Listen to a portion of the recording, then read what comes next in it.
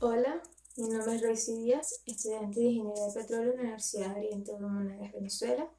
Y en esta oportunidad quiero hablarte acerca de la transferencia de calor por conducción, convección y radiación.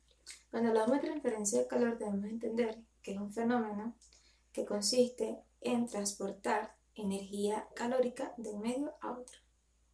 Para ello existen tres mecanismos de transferencia de calor, como lo son la convección, convección y radiación, como lo mencioné anteriormente.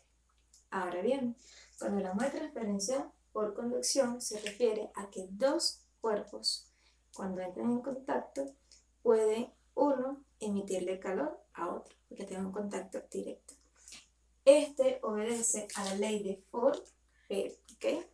Esta ley establece que la velocidad de calor de un flujo es proporcional a la gradiente de temperatura de este, siguiendo la siguiente fórmula. La transferencia de calor por convección es un poco diferente a esta, pareciera, pero realmente no.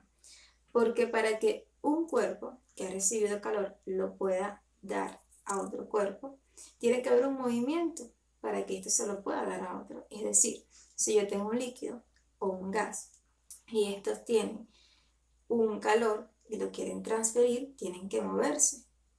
Cuando esto sucede, se comienzan a mover, pueden entonces calentar, porque estamos en transferencia de calor, todo el líquido o el gas donde se encuentre.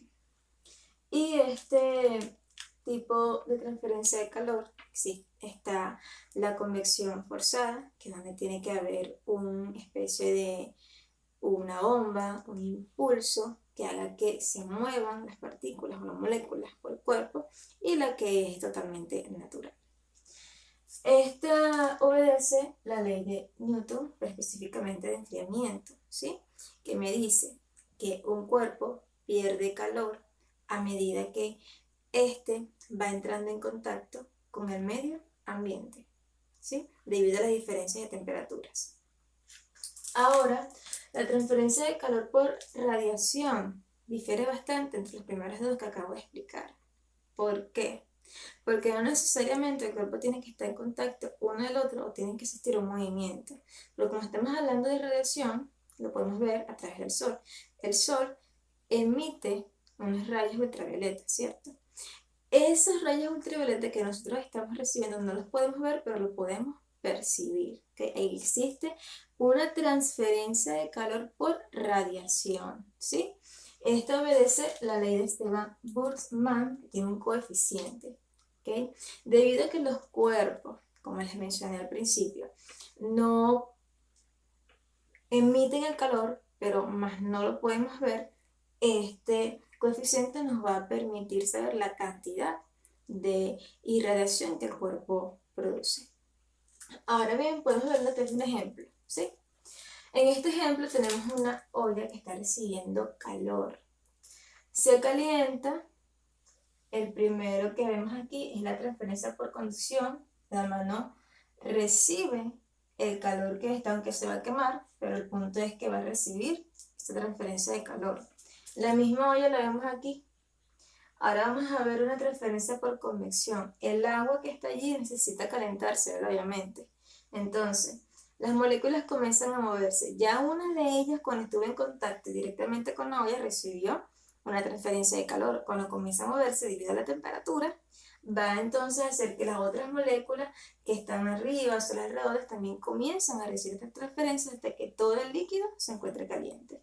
Y por último vemos la radiación. El calor comienza a fluir y vemos enseguidamente la transferencia de calor por radiación. Si nos acercamos no podemos ver esas radiaciones porque son ultravioletas, pero sí lo podemos percibir.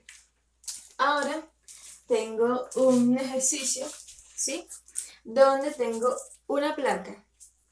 Esta placa me dice que es infinita con conductividad térmica y que mantiene una temperatura constante igual a la temperatura inicial.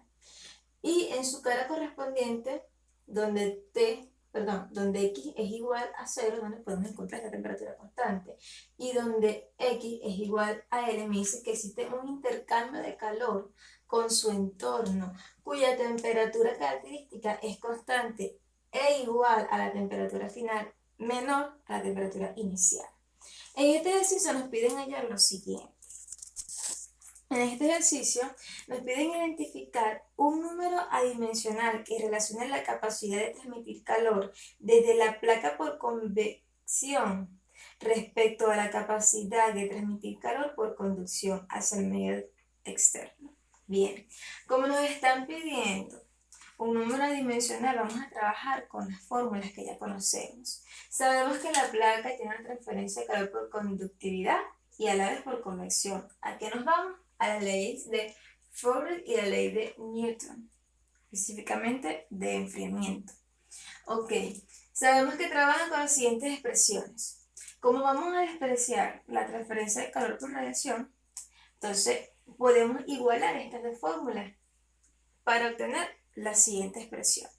Cuando obtenemos esta siguiente expresión, podemos sacar los siguientes parámetros adimensionales, donde H es igual al coeficiente de transferencia de calor por convección y donde K sobre L es igual al coeficiente de transferencia de calor por radiación. Seguidamente procedemos a describir lo que es L sobre K y 1 sobre H. Estos me dicen que es resistencia de conducción y resistencia de convección. Luego que realizamos un procedimiento, el número adimensional Biot nos viene a dar la siguiente expresión.